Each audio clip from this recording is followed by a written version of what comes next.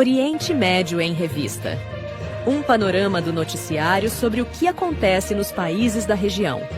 Apresentação de Júlia Caldas e André Lobão. Comentários de Bruno Lima Rocha. Ao vivo, no canal do jornal O Coletivo no YouTube.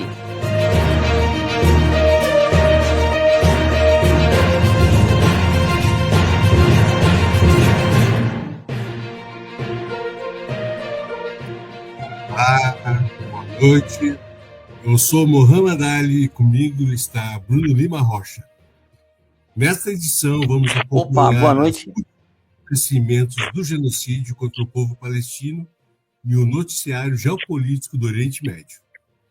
Na entrevista especial vamos conversar com Maristela Pinheiro, cientista social, mestre Destroyer e coordenadora do Comitê de Solidariedade à Luta do Povo Palestino do Rio de Janeiro. Lembrando de quem nos acompanha que agora estamos no Instagram, @Oriente Médio em Revista. Não esqueça de se inscrever no canal e deixar sua curtida aqui no vídeo dessa transmissão e também comentar e compartilhar. Bom, agora nós vamos para o editorial.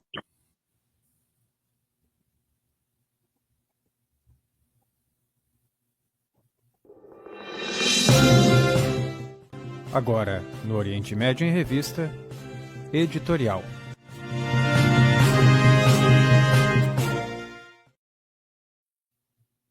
Pessoal, boa noite novamente.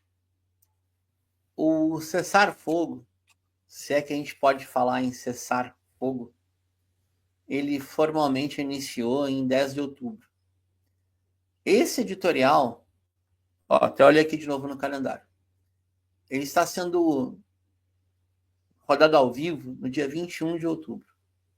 Entre o dia 10 e o dia 21, até o momento que nós fomos para o ar, pelas contagens que chegaram de duas fontes, Press TV do Irã e Al Jazeera do Catar, o Estado sionista já assassinou 97 palestinos e palestinas. Eu vou repetir.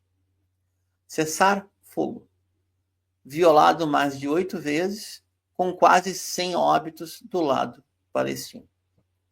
A comissária especial da ONU para a Palestina, Francesca Albanese, com muita coragem, ela fez a seguinte composição de linguagem. Cessar fogo em inglês, cease, cessar, fire, fogo.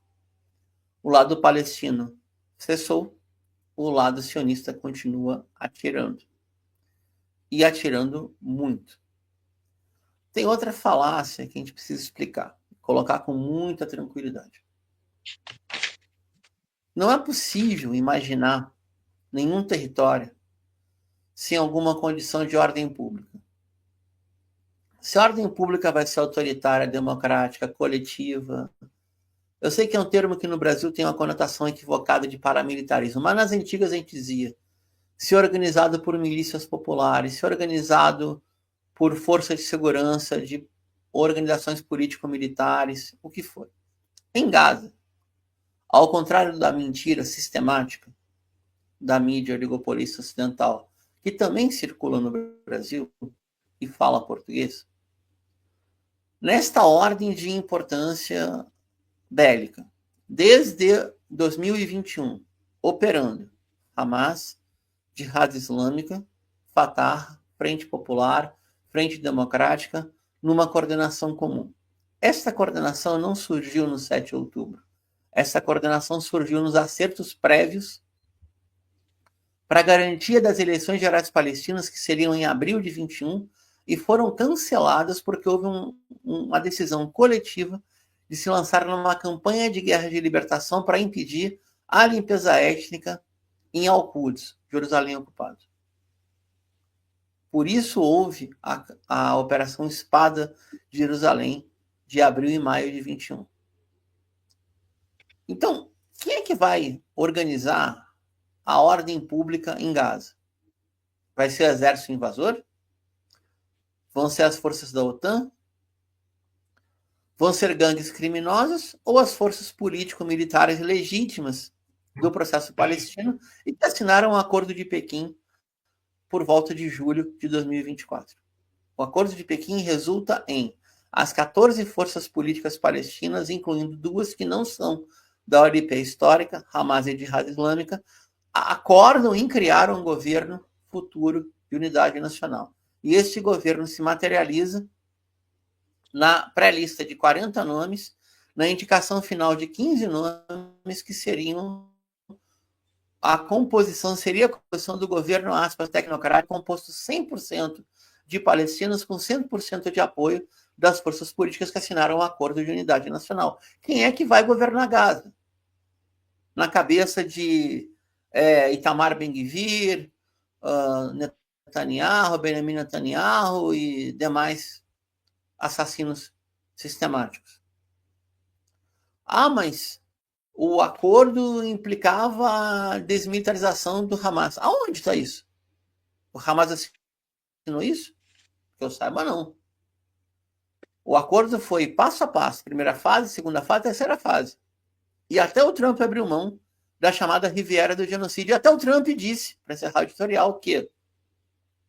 Juro, o Trump falou isso, tá? Depois fala outra coisa.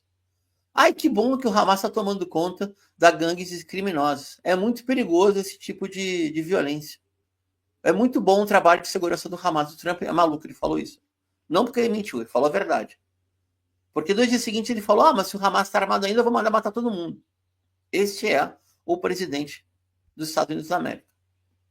Então, para fechar, hoje Gaza tem a presença territorial em 50% da sua população. Os outros 50% ainda têm presença militar sionista.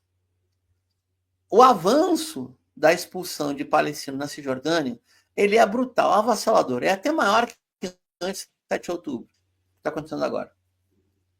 Aonde vai se realizar um Estado palestino? É a pergunta que se faz. Mas qual é a solução para a questão palestina? Já que o inimigo não conseguiu o genocídio total, completo e absoluto, a solução final que tanto queriam, já que Trump não conseguiu botar lá uma Trump Tower e fazer a Riviera do Genocídio, aonde vai se realizar o Estado palestino? E eu vou encerrar com isso. Na cabeça de Tel Aviv, na cabeça de Washington, o Estado palestino pode ser metade de Gaza e as áreas controladas de checkpoint na Cisjordânia. A, B e C, e deu, acabou. Como eram os enclaves de Lesoto e Suazilândia na África do Sul do Apartheid. Um estado de bantustões. Um proto-estado de bantustões, que a qualquer momento pode ser invadido pelo inimigo colonial. Isto não é um país. Isto é uma farsa. Isto não vai acontecer. Nem que necessitem mais 100 anos de luta, eu tenho certeza, não é bravata, é certeza absoluta. Tem um palestino de origem, tem um brasileiro de origem palestina, um palestino brasileiro nessa bancada, que pode comprovar tudo o que eu falei. Vamos pro programa. Eu comprovo tudo que o Bruno falou, né? Falou com excelência. Muito bom o seu editorial. Desde que o cessar-fogo entrou em vigor em 11 de outubro de 2025, agora, Gaza registrou 87 mortos, 311 feridos, 432 reintervenções militares, segundo dados do Ministério da Saúde de Gaza. Nossa convidada dessa edição é a coordenadora do Comitê de Solidariedade à Luta do Povo Palestino do Rio de Janeiro, a cientista política Maristela Pinheiro. Maristela, seja bem-vinda ao Oriente Médio em Revista. Obrigada, Li, obrigada, Bruno. É um prazer estar aqui com vocês. Meus parabéns por esse programa que, desde que começou esses ataques, desde que começou essa escalada de Israel contra os palestinos, vocês estão mandando bem, muito bem, para denunciar o sionismo e em defesa da luta do povo palestino. Meus parabéns. Muito obrigado. Citamos no título da edição como Israel e o sionismo aplicam um vale-tudo de verdade, né, contra os palestinos quando o assunto é a negociação. A prova disso são essas violações de cessar-fogo promovidas pelo Estado sionista. São sobre tudo isso, Maristela? Só para começar concluindo, isso é uma farsa, uma tremenda de uma farsa. é só a gente pegar a história, né? A gente vê assim, é, o, o- foi o Trump, foi no governo Trump, inclusive, que os Estados Unidos matou o general Soleiman do Irã, atraindo ele para uma conversa, atraindo ele e o companheiro dele da resistência iraquiana para uma discussão relativa ao Oriente Médio, alguma coisa assim. E ele foi morto. Segundo, o Líbano. O Líbano assinou um cessar-fogo com Israel. Assinou. E em nenhum momento desde o dia que o Líbano assinou esse documento, em nenhum dia o Líbano deixou de ser bombardeado. Algumas pessoas estão morrendo com os bombardeios. Agora, essa última semana, eles bombardearam uma usina de cimento, que é para impedir a reconstrução das áreas já bombardeadas, como na Palestina, pelos libaneses. Então, assim, e mais, um, desse, um ministro, se não me engano, dos Estados Unidos, ameaçou o Líbano, falou: não, olha, vocês têm que discutir com Hamas, Hamas na Hezbollah, se desarmar, porque isso traz certa insegurança para Israel.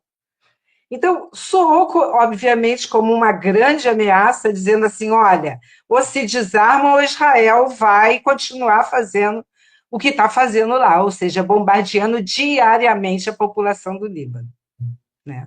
Então, nós não, obviamente que o Hamas não confiou nisso, o Hamas foi pressionado a esse acordo, né? Uma pressão violenta e desumana, porque uma resistência unida, como acho que alguém falou aqui, que está lutando, não é há 2 anos, não, há muitos anos, há um século, contra uma colonização monstruosa, fascista, sionista, que leva morte, desespero, roubo de casa para a população há tantos anos. Né? E isso é desumano, exigir um acordo da qual o Hamas não sentou para negociar. Os palestinos sequer sentaram para negociar. O acordo foi apresentado como fechado. Fechado, está aqui, olha. Esse é o nosso acordo. Nosso acordo. Não foram chamados para negociar. Né? E é uma coisa inacreditável como as coisas estão se dando, entendeu? É inacreditável como. Não é inacreditável, na verdade, a gente saca. Os Estados Unidos, aliás, Israel, ela não está sozinha nessa empreitada. Atrás de Israel e apoiando o projeto sionista está todo um sistema financeiro, todo o sistema capitalista está apoiando esse genocídio. Todos os sistemas, inclusive aqueles que a gente acha que às vezes estão do outro lado, às vezes que são contra o que o imperialismo sionista está fazendo na Palestina. Inclusive, por exemplo, a Rússia, que deu de presente para Israel a Síria, por exemplo, tá muito publicizado, né? Em todas as redes, em todos os canais, como a Rússia entregou a Síria para Israel. E a Síria, ela é fundamental. Em 24, se todo mundo está lembrado, em 2024, a resistência estava avançando. Israel estava acuado. não estou dizendo que ali estava definindo essa luta anticolonial, não, porque a luta anticolonial leva muito, muito tempo. E, às vezes, precisa de muitas lutas para ser vencida, apesar de que os palestinos estão nessas várias lutas há muitos anos. Mas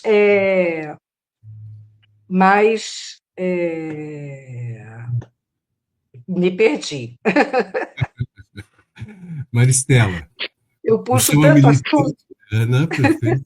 Maristela, você é uma militante Imagina, fica histórica da tranquilo. causa palestina, né? Aqui no Brasil e no Rio de Janeiro, em especial. Nos conte como você abraçou a luta do povo palestino e se você já sofreu perseguições por isso. Não, eu era dirigente do Sindicato dos Bancários há muitos anos atrás, década de 80, não me lembro quando, e o companheiro Ciro Garcia, que era diretor do sindicato comigo, me chamou para ir numa manifestação com ele em Copacabana. E chegando lá, eu fiquei emocionada agora, porque eu me lembrei do discurso do palestino que estava falando. O palestino falou tanta coisa bonita, e uma delas me marcou até hoje. Ele falou que assim a coisa mais importante naquele momento na Palestina era o útero da mulher palestina. Ele falou isso em público. Por quê? Porque era dali que ia sair a nação palestina e os guerreiros e os guerrilheiros que iam salvar a Palestina. Eu achei, aquilo me tocou profundamente, profundamente, e dali até hoje eu estou casada com a questão palestina, e só largo dela quando eles forem livres. Que bom. Obrigado. Bruno? Entendi. Maricela, vamos lá. Primeiro, colocar aqui que, não com a tua proximidade, né, mas eu, quando eu namorava no Rio de Janeiro, atesto, né, a lealdade do companheiro Ciro Garcia desde muito, muito tempo com a causa palestina. Mesma época que você está falando agora, década de 80. Eu queria te perguntar o seguinte, como você enxerga o atual contexto de mobilizações no Brasil e, em especial, no Rio de Janeiro? E também a gente tem um panorama geral de quais são as atividades do Comitê Rio e algo que pouca gente sabe, se tem muita pressão sionista no Rio de Janeiro, porque, por exemplo, uma parcela importante da própria Globo tem uma relação direta com o sionismo. Quem não conhece um pouco essas entranhas do Rio não perceberia, diria que seria mais em São Paulo, ou mesmo no Rio Grande do Sul, por causa da família Sirotsky, o grupo RBS. Mas no Rio a pressão é muito grande. Eu vou ilustrar e te passo a palavra. Mohamed, teve evento no histórico Teatro Casagrande, no Rio de Janeiro, histórico, teatro que abrigou debates sobre anistia. A primeira fala pública do presidente Lula no Rio de Janeiro foi no Casagrande, ainda na época da greve do ABC. Teve evento público lá com um ex-Manhattan Connection, acho que é Caio Blatt, o nome dele, ou Caio Bloch, não sei, Caio alguma titica, Luciano Huck e André Lastima. Então, a ideia. O negócio é muito sério, sabe? Enfim, Maricela, quais seriam as atividades gerais do Comitê Rio e como é essa relação para ganhar publicidade, para ganhar visibilidade numa cidade onde tem a Globo e a Globo é pró-Israel 100%? Eu acho que a América Latina, de modo geral, o Brasil, nela, deixamos muito a desejar no quesito mobilização para a Palestina. A Europa foi fantástica, as massas na rua, muita gente. Os Estados Unidos colocou muita gente na rua, muita gente, eram manifestações de massa, né?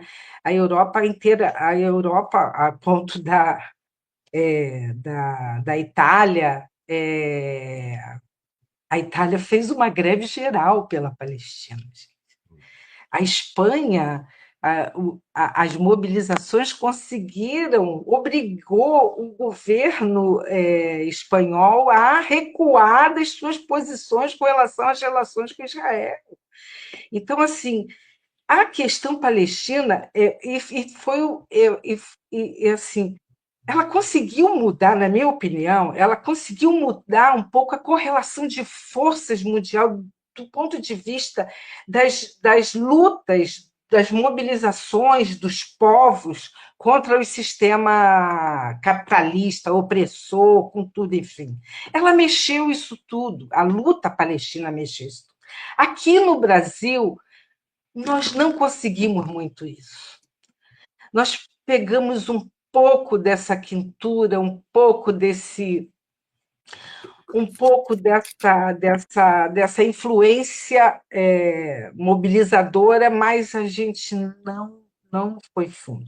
Eu não sei se tem a ver com o fato que há muito tempo acontece, desde o primeiro governo Lula, que as massas deixaram de ir para a rua. As massas simplesmente acham que o governo resolve tudo. O governo resolve tudo, não precisa ir para a rua. Ou porque as direções não se empenharam tanto, as direções partidárias, os movimentos sociais, históricos, né? Os movimentos sociais, políticos, históricos não se mexeram tanto, a gente ficou aquém dessa mobilização mundial que o mundo inteiro fez, né? Cumpriu. Né?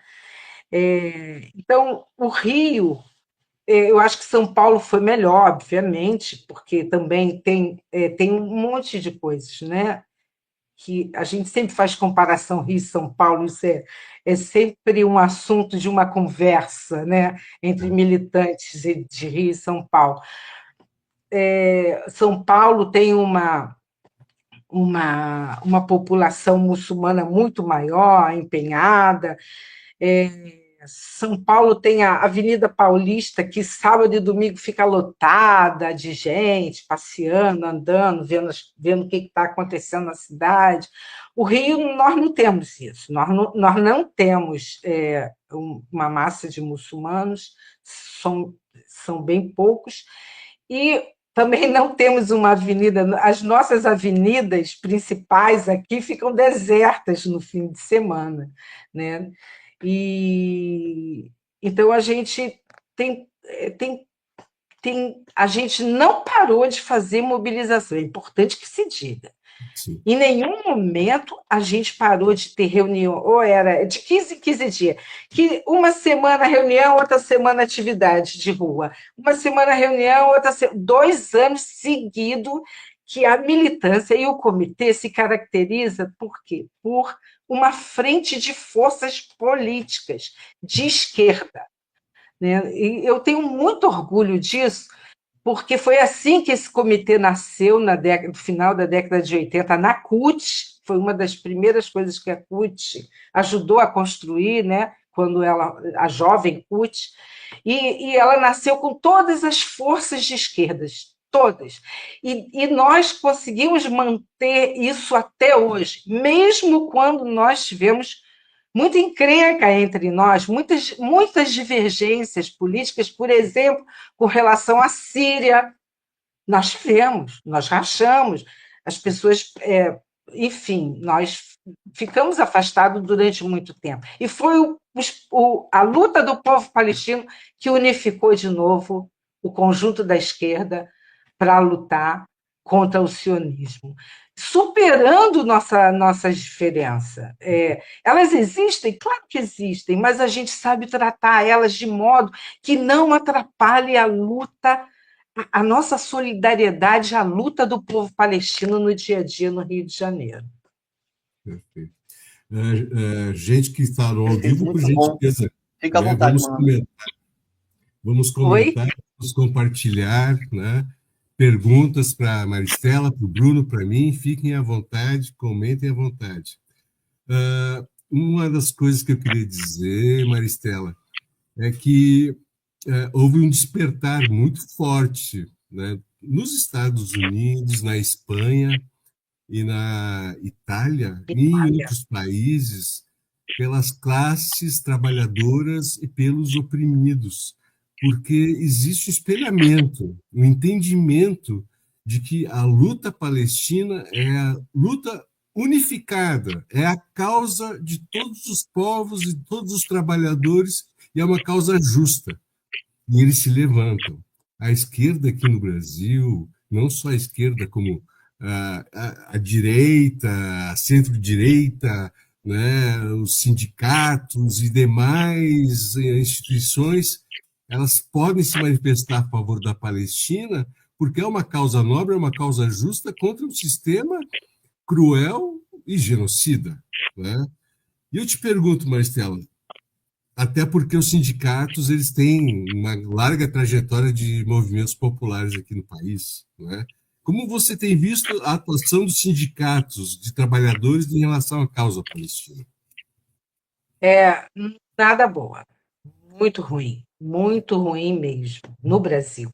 Eu vi, mas eu tentei achar hoje para ver se eu trazia para cá, porque eu Eu sabia que digo esse isso, assunto. Marcela, desculpa, é porque foi o sindicato do pessoal que trabalha em Porto, eu esqueci o nome, né? Que, Portuários.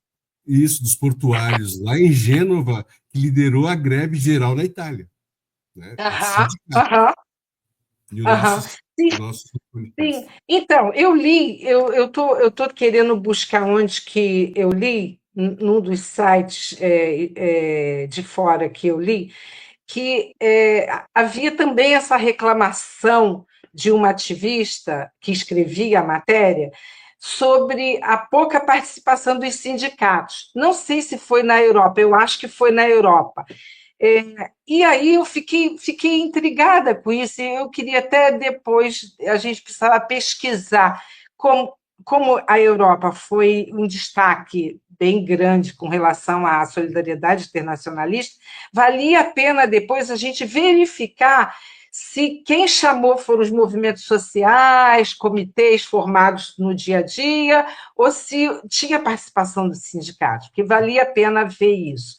Essa é uma dúvida que eu tenho lá fora. Aqui eu não tenho dúvida nenhuma. Os sindicatos não participaram dessa atividade fundamental de solidariedade, que é botar o povo na rua, que é explicar para o nosso povo o que está acontecendo lá, que é chamar a solidariedade e a unidade com a luta do povo palestino. Né? Não houve uma participação dos sindicatos. Não posso deixar de destacar os sindicatos que estão na luta. Né? Por exemplo, o Sindipetro. O Sindipetro é um sindicato que está nessa luta, que está conosco desde o início, nas tarefas de carro de sol, nas tarefas, enfim, e a participação de diretores nas atividades e na reunião do comitê. Né? O CEP também, o Sindicato dos Profissionais da Educação, mais um pouco recuado, mas também na luta. É lá que a gente roda os nossos panfletos, é lá que a gente se reúne toda vez que a gente precisa, toda semana. Enfim, ele também está. O Sintracef também é um sindicato que também está desde o início na luta conosco. Mas os outros muito devagar mesmo. Na construção, que a gente tirou aqui no Comitê do Rio, nós tiramos uma política de descentralizar muito a solidariedade, que a gente não deixou em nenhum momento que as propostas de atividade partissem só do núcleo do comitê. As organizações, nós todos participamos dessa elaboração, de estimular a formação de comitês, da gente ir para as passeatas dos trabalhadores, já que os trabalhadores não estavam vindo para o comitê, a gente ia para as passeatas. Então, nós chegamos a fazer passeata com a educação, foi maravilhoso, né? A Palestina, Comitê da Palestina com a educação. Foi muito gratificante, foi linda, muita gente apoiando a Palestina, sabe? Muita gente querendo segurar a bandeira para tirar foto, sabe aquelas coisas que acontecem quando a coisa pega, né? Então, é isso, mas a dificuldade é grande, continua grande. Eu acho que nós temos um desafio, e isso também é fruto dessa luta do povo palestino. Os palestinos, o que eles estão fazendo de bem para abrir a luz para as pessoas enxergarem a realidade no mundo é uma coisa impressionante, né? Então, é isso, a gente deve muito aos palestinos e principalmente, a gente saber que a nossa responsabilidade é muito grande, a gente acordar para essa responsabilidade. O que os palestinos não estão lutando só contra o sionismo, não é uma luta só contra o sionismo, é uma luta contra um sistema capitalista, desumano, avassalador, que está em crise, uma crise mortal, uma crise sistêmica.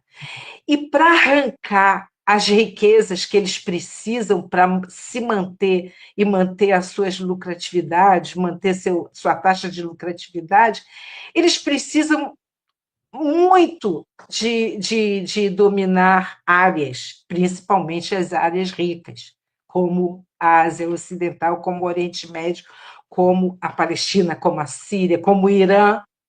Isso. Entendeu? Então, e isso... Venezuela daqui a pouco.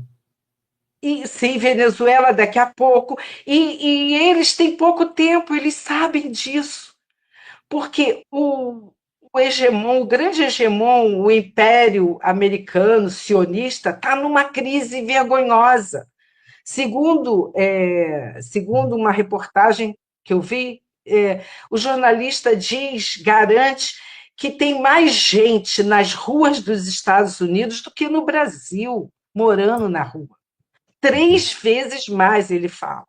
3 vezes mais. Então, é uma crise. Nunca a gente pensou nisso antes. Aliás, nunca pensei em ver as manifestações contra um presidente da República dos Estados Unidos, como a gente está vendo lá nos Estados Unidos. Foi multitudinária. Foi em vários estados enormes contra o Trump. 7 milhões de pessoas. 7 milhões de pessoas, não é qualquer coisa. E isso tudo tem a ver com esse despertar que os palestinos, sabe, puxou a humanidade, está puxando a humanidade para acordar para lutar, porque é a centralidade da luta o tempo todo que eles estão indicando para a gente há 77 anos, se a gente considerar 1948. E aproveitando esse gancho do movimento No King, o Trump ele falou: esses antifas, esses democratas, são todos Hamas. 7 milhões de pessoas Hamas lá nos Estados Unidos. Que eles, quem dera, né? Por condenar eles, isso tem estratégia, por condenar eles, chamar eles como Hamas, passam a ser matáveis. Exatamente. Coisas, né? Pelo mundo, mas começam a ser matáveis. Esse discurso é perigoso. Hamas, é muito perigoso. Né? Para os binários, para os que não pensam, né? Né? É muito fácil. O gato. Esse mesmo. Mas algumas notícias aqui. Trump e Netanyahu são criminosos de guerra, responsáveis por genocídio. Segundo o julgamento de Nuremberg tivesse ocorrido, eles teriam sido condenados e possivelmente enforcados. Quem disse isso foi John Mearsheimer, professor norte-americano de ciências públicas. Editoras brasileiras se unem para lançar livro escrito por crianças de Gaza.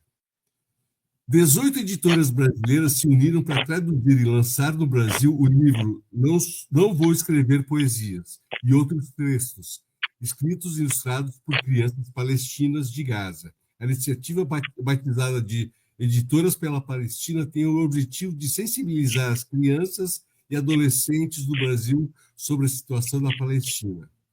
As editoras são Selo Emília, Habla, Palavras, Educação, Barbatana, Bazar do Tempo, Binar, Boitempo e Boitatá.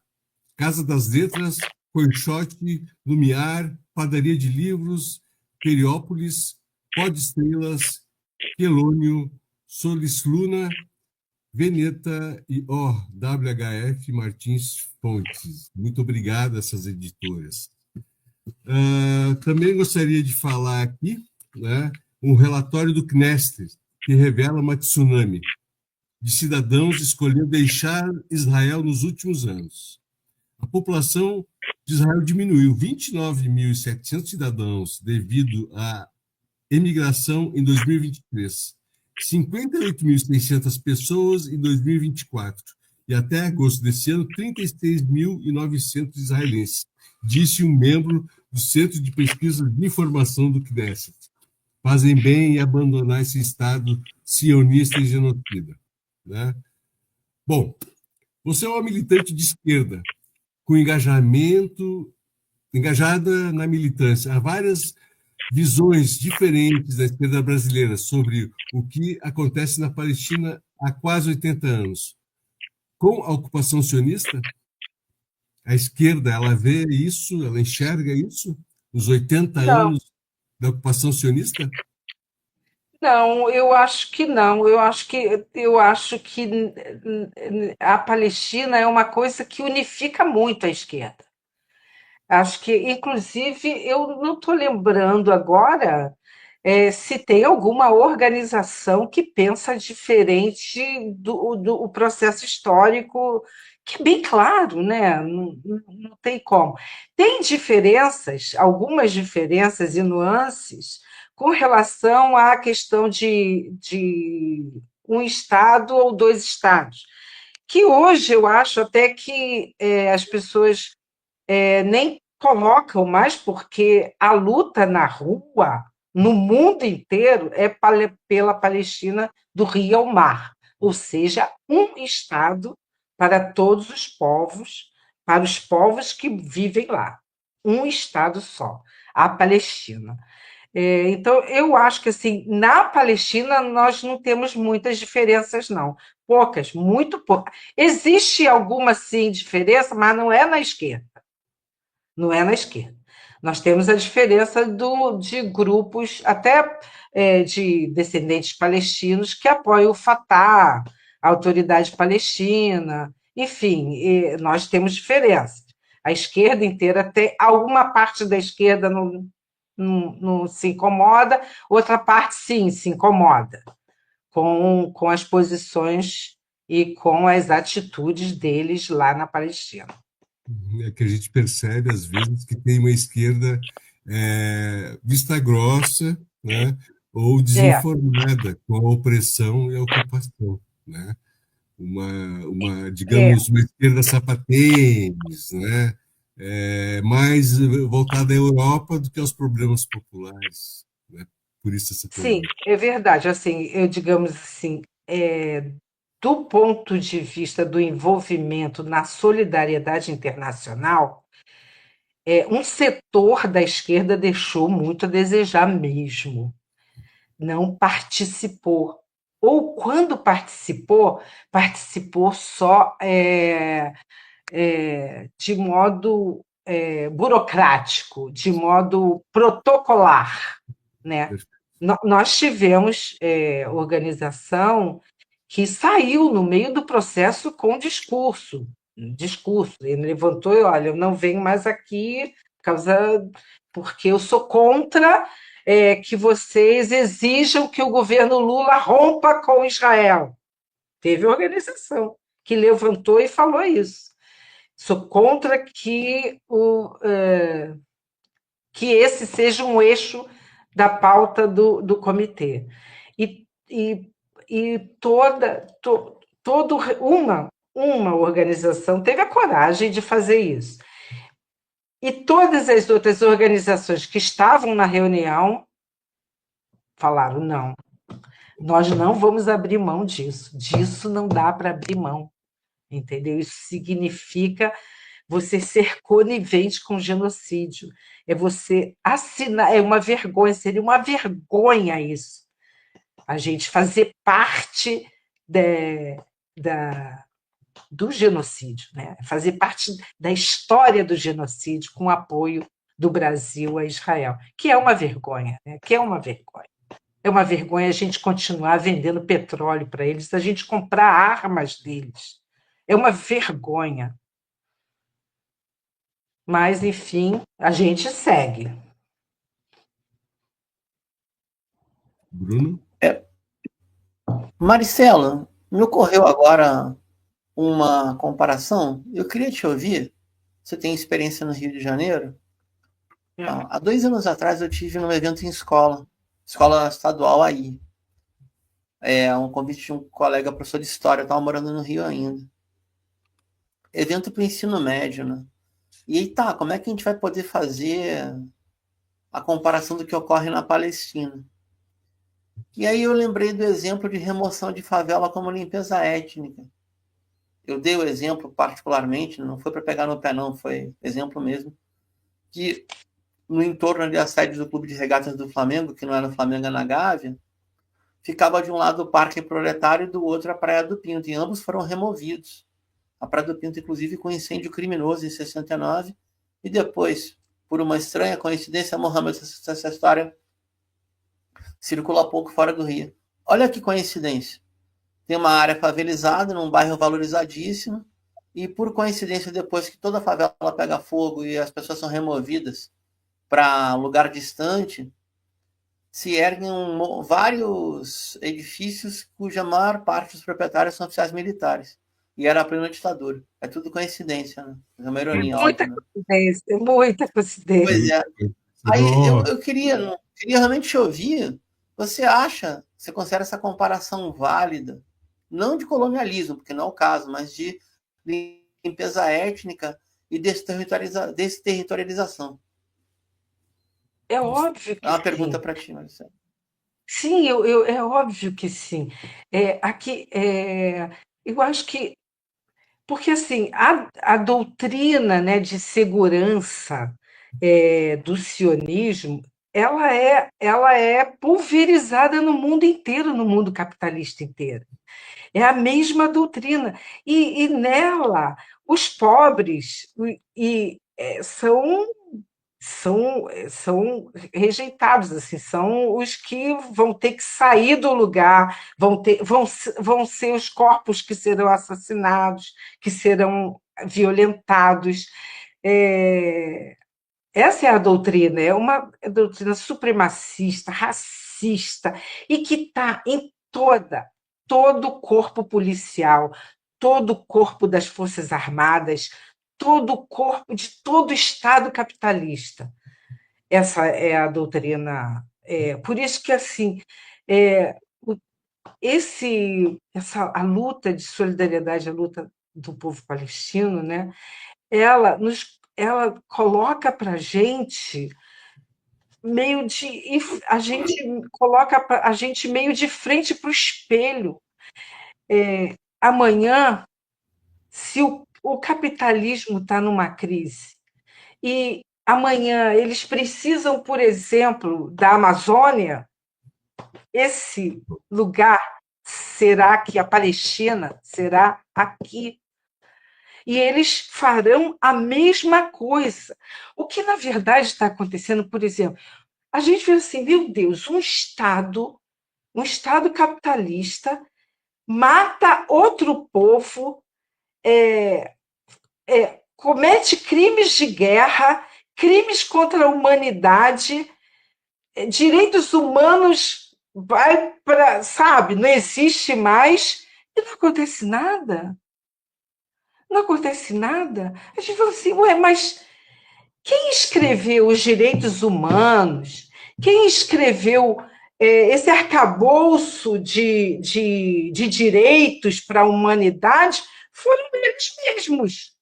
Foi o próprio sistema. Esse sistema está se autodestruindo, está destruindo, inclusive, as suas regras, as suas próprias regras.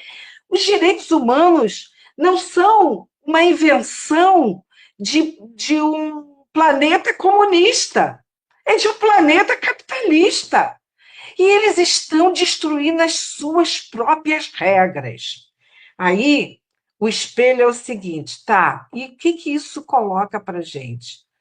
Se eles estão. A gente tem as nossas. E as nossas regras? Quais serão as nossas regras? Nós vamos ficar o tempo todo lamentando que eles não estão cumprindo os direitos humanos? Ou nós vamos construir as nossas regras? Construir e organizar nossa classe para lutar. Porque não dá para esperar a revolução chegar. Na boa, a Palestina, a Amazonas talvez dê, talvez, porque ainda não está na mira. Mas a Palestina não dá para esperar a revolução chegar. Porque às vezes eu assisto algumas pessoas falando, né? Não, porque se só um processo revolucionário da gente. Ah, beleza, eu concordo. Mas cadê? Não temos. Então, temos que construir. Temos que construir. Esse é o espelho. A regra está sendo destruída, a regra deles está sendo destruída por eles. E nós temos que construir as nossas regras e trabalhar para elas, né? E organizar elas, e fazer acontecer as coisas, né? Botar, trabalhar por elas, né? Não sei quais, mas assim, isso vai depender muito, por exemplo, e principalmente da esquerda começar a pensar nisso, começar a pensar nas regras que a gente tem que construir para seguir em frente vivos, com o planeta vivo também, né? Sem as mudanças climáticas, sem, enfim, toda a parafernália que está acontecendo no planeta por conta também do sistema capitalista. Eu acho que está óbvio, os palestinos, a luta do povo palestino conseguiu desnudar isso. Está óbvio que o sistema capitalista, a Terra não aguenta, a humanidade não aguenta mais. Nós temos que construir e organizar as nossas regras, o nosso caminho para sobreviver, eu acho. E é para ontem. É para ontem. É para ontem. Excelente corte. Lobão, esse mas corte. Eu tinha uma última. Por favor. Oi, vai. Não, desculpa, é que como travou, eu te cortei, por favor, fica à vontade. Fantástica, Bristão. Por favor, Bruno. Então, eu acho que a gente está perto do nosso horário. Eu teria mais uma só, e aí é meio de caracterização. Eu queria entender a posição ou tua como Maricela, ou da força onde você milita, ou que sabe do comitê. Que é o seguinte, eu acredito, estou te perguntando, tá? Que a gente possa caracterizar a luta da Palestina como de libertação nacional. Sim. Clássica. Então, se tu concorda, e eu queria também te ouvir desenvolver a ideia de que nós estamos vendo hoje, no século XXI, um processo colonial como a gente lia nos livros sobre o século XIX, na Segunda Corrida Imperialista, ou na própria invasão de Pindorama, Biala, no que depois o invasor chamou de Américas. Se tem algo semelhante nisso, claro que a sua especificidade, né? A gente poderia, se você concordaria que é uma luta de libertação nacional, que a gente está vendo um processo colonial a olhos vistos, no momento que a gente está agora. Queria te ouvir, por favor. Eu acho que sim. Eu acho que é uma luta colonial, sem dúvida alguma, né? Uma luta colonial e das mais duras, como toda luta anticolonial, né? A gente viu a Argélia, a história da Argélia levou 100 anos para para conseguir se livrar da França, e as atrocidades cometidas pelos soldados franceses também eram bárbaras, entendeu? Aliás, a gente estava falando antes de começar o programa, os sionistas tiveram professores excelentes para a barbárie que estão cometendo. Excelentes, os ingleses, os americanos, os franceses, os belgas, tiveram excelentes professores para a barbárie que estão cometendo. Então, sem dúvida, é uma. Agora, tem uma característica diferente. A característica diferente é que, por exemplo, eu não estou lembrando aqui, eu estou pensando enquanto falo, não estou lembrando aqui de uma luta anticolonial que o mundo, os estados capitalistas, os estados, todos fossem uma unanimidade, total unanimidade, porque não tem exceção aí nesse caso, uma unanimidade em defesa do agente colonizador, né? Isso é uma diferença. Eu não estou lembrando de nenhum que tivesse essa unanimidade, né, tão grande, né? E, obviamente, isso tem a ver com o tempo que a gente está, tempo histórico, né, que a gente está, nós estamos vivendo num sistema capitalista em crise, enfim. E, principalmente, a maior parte, vou dizer de uma forma mais, digamos, diplomática, o grande capital, a sua maior parte é sionista. Yeah. É sionista. É dos sionistas. É dos judeus sionistas, dos cristãos sionistas. Islâmicos então, sionistas. Eles têm o domínio total do capital. Uhum. Então, é uma luta bárbara, viu? É uma luta difícil, muito difícil. É muito difícil para os palestinos, e acho que não vai ser dessa vez, eu acho que tem que continuar tentando, e a humanidade tem que se organizar para se salvar e salvar os palestinos. Se salvar no sentido de liberdade, de ser, sabe, de ter uma vida digna, humana, né, a partir das suas necessidades sanadas, enfim, como ser humano deve ser, né? Bom, gente, a gente está falando sobre o Vale Tudo Sionista, né? Esse Vale Tudo Sionista, Israel gabaritou todos os crimes de guerra, né? E inventou novos crimes de guerra, né? Existem novidades dos crimes de guerra que eles cometem, as atrocidades todos, esse genocídio televisionado, 75 mil mortos de forma direta, né? Aqui tem uma notícia, né, das doenças infecciosas em Gaza, estão fora de controle. Seja meningite, diarreia, doenças respiratórias, estamos falando de uma quantidade gigantesca de trabalho a ser feito, disse Hannah Berkeley, diretor regional do órgão da saúde da ONU, agência Francis Press, no Cairo. Né? Então, estima-se que entre mortos, martirizados, feridos que morreram, as doenças que aconteceram e as demais mortes, a gente chega a 450 mil pessoas genocidadas. Né? E não é um cessar-fogo medíocre, mequetrefe, que está sendo imposto para a Palestina, que vai trazer perdão a Israel, perdão a Donald Trump, perdão a a esses genocidas, ao Netanyahu, de Israel voltar a competições. Não, nós, como comitês, precisamos avançar e ir adiante, protestar e não deixar ninguém esquecer. Tem uma pergunta aqui do Brablix, né? Se haverá mobilização nacional no dia 29 de novembro. Sim, né? Dia Internacional de Solidariedade ao povo palestino.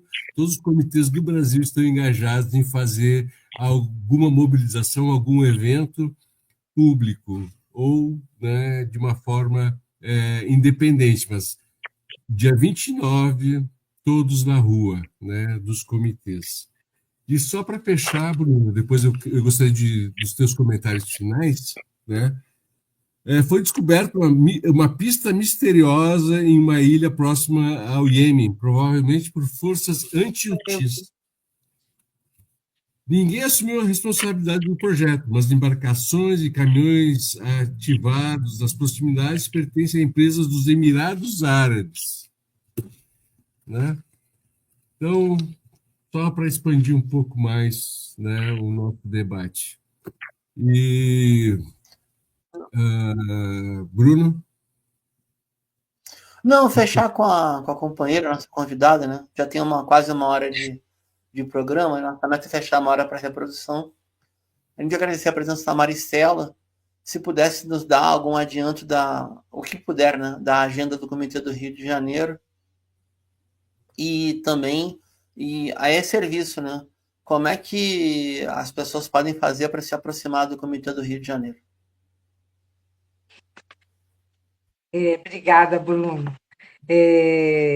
Então, eu acho, a gente vai ter uma reunião amanhã, está convocada já a reunião, 22, né? 22, quarta-feira.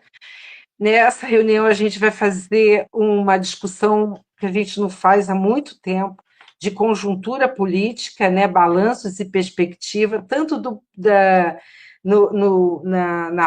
na parte política lá da Palestina do terreno, né? Do movimento no terreno, quanto também das nossas mobilizações, das nossas ações, das nossas últimas atividades e tal. Né? Vamos fazer isso. E o segundo ponto de pauta é preparar o dia 29 de novembro. Né? Esse é um dia muito importante. Nós ainda não sabemos o que vamos fazer, mas provavelmente será uma atividade de rua. E a gente vai organizar ela amanhã na reunião do comitê. A reunião do comitê é sempre no CEP e às 18 horas no 7º andar. Né? Bom, a gente espera todos lá. Eu acho que eu queria só falar uma coisinha aqui, que o Ali falou das doenças infecciosas que estão aparecendo, e eu estava lendo uma reportagem essa semana dizendo que eles bombardearam uma usina de tratamento de esgoto. Isso significa que o esgoto foi para o mar, obviamente está indo direto, e agora a água que chega pelo mar está contaminada também, né? E aí o jornalista levanta que não é só isso, né? Israel promoveu o envenenamento de poços de água potável, o terreno, todo o terreno, a terra está contaminada com fósforo branco, urânio empobrecido e o esgoto que ele tinha colocado da explosão, contendo vírus e muitas bactérias, trazendo muito vírus e muitas bactérias para o povo. Então, assim, os palestinos eles não estão lutando só contra o Estado de Israel. O sionismo, inclusive essas bactérias também, né? O sionismo... Uma química biológica, isso era uma química biológica. Exatamente. O sionismo, os palestinos estão lutando contra todos os Estados árabes, é importante que se fale. mesmo que eles tenham ido lá nessa farsa, dizendo que estavam querendo acabar com o genocídio. Não, eles estão querendo desarmar a resistência palestina.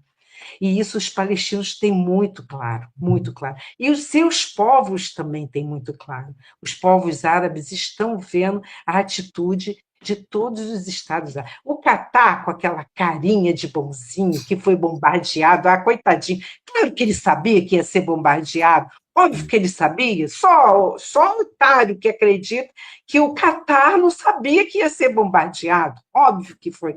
O Catar, inclusive, tem uma função nessa, porque cada um tem uma função diferente no projeto sionista. O Catar é financiar um monte de ONGs. Aliás, tem um monte de ONGs aqui no Brasil financiada com o dinheiro do Catar, sabia? Bonzinhos, eles, né? Tudo para a Palestina. Tudo para a Palestina. Então, assim, é muito dura essa luta, mas os palestinos são muito firmes, resistentes, estão há praticamente 100 anos nessa luta, vão continuar, não vão desistir, e o povo, com todo o preço que pagou, com os assassinatos, com as bombas, com a perda de filhos, de mães, de marido, de mulheres, de tudo, o povo não saiu de Gaza, o povo não sairá de Gaza. E eles não acabaram com a resistência. Muita gente fala assim, Hamas, não acabaram com o Hamas. Não, o Hamas é muito importante, muito importante.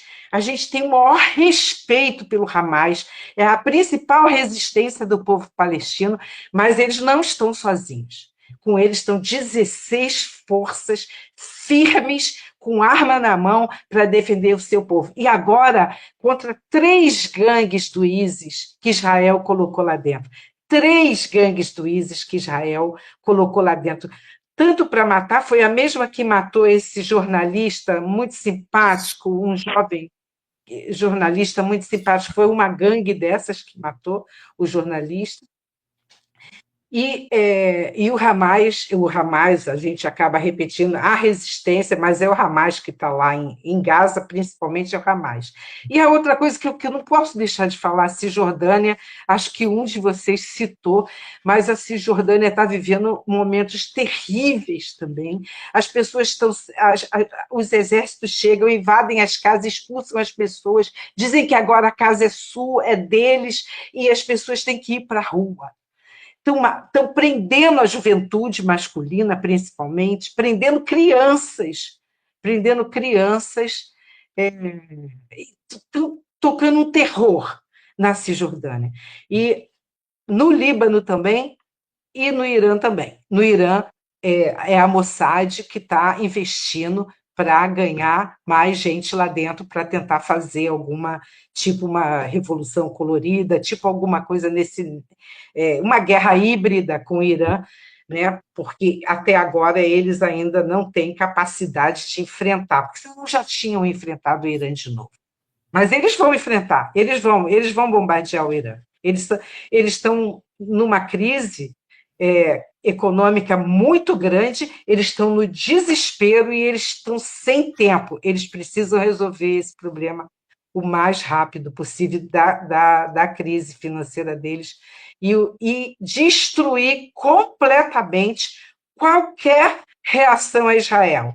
Já destruíram a Síria, querem destruir o Líbano, com o Hezbollah, e o Irã e o Iêmen. E aí eles dominam o Oriente Médio. Tem uma notícia de última hora, né, de que o Trump ele falou que o exército do Azerbaijão, genocida, né, da Armênia, é que vai monitorar o cessar-fogo em Gaza. Imagina, os genocidas de cristãos vão lá genocidar os palestinos, treinados por Israel. O Azerbaijão, que ele chamou de país árabe. O Azerbaijão nunca foi árabe. Ele é xiita, ele é persa. Ele não é país árabe, ele está convidando o Azerbaijão para entrar em Gaza para fazer o policiamento. Um absurdo. Né?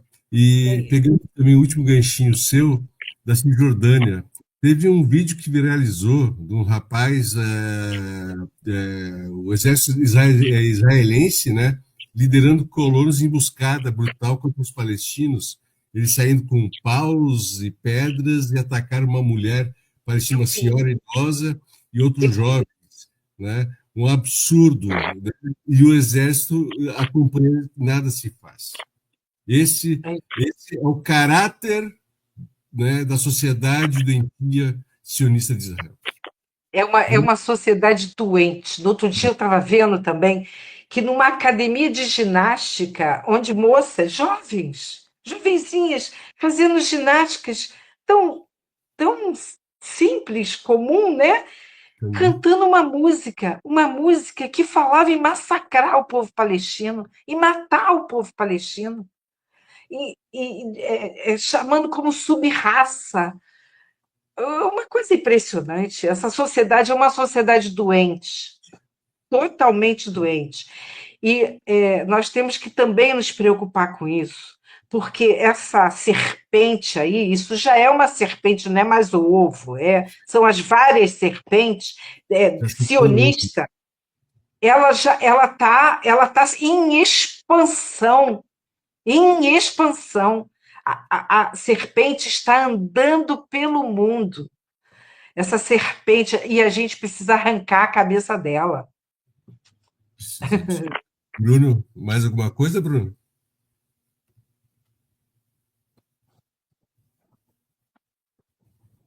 Não? Maristela, muito obrigado por sua... Travou aqui. Perdão, travou aqui. Mohamed, perdão, travou aqui. Não, só me despedir, agradecer a presença da companheira, da convidada e pedir para se fazer encerramento. Obrigado, pessoal. Até semana que vem. Obrigado, Maristela, pela simpatia, né? Pelo seu carinho, seu respeito pela causa palestina. Eu admiro você agora, eu sou seu fã. Obrigada, adoro vocês e vocês estão de parabéns por esse programa maravilhoso, viu? Essa edição do Oriente Médio em Revista fica por aqui. Esperamos você no nosso próximo episódio, aqui no canal. Nosso programa conta com a produção técnica e jornalística de Alain Camargo, André Lobão, Bruno Lima Rocha, Christopher Dalalana, Juliano Carvalho, Júlia Caldas. Além de mim, integrante do Comitê pela Paz da Palestina contra o Apartheid e o Genocídio. Aproveitamos para convidar você que nos assiste a curtir e compartilhar nosso programa em suas redes sociais e também deixar seu like, seu joinha aqui no vídeo dessa transmissão. E a quem quiser colaborar com o programa, nosso Pix está aí na tela, né? Lembrando que o Oriente Médio Revista também está no Instagram, nos siga no @Oriente Médio Revista. É importante dizer que nosso programa é transmitido de forma simultânea nos seguintes canais: Oriente Médio Revista, O Coletivo, A Voz Trabalhadora, Canal da Geopolítica, Brasil de Fato, Rio Grande do Sul.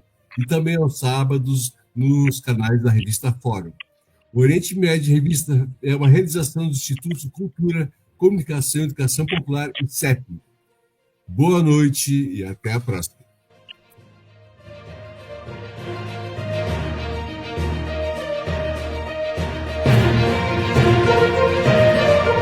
Oriente Médio em Revista. Um panorama do noticiário sobre o que acontece nos países da região. Apresentação de Júlia Caldas e André Lobão. Comentários de Bruno Lima Rocha. Ao vivo no canal do jornal O Coletivo no YouTube.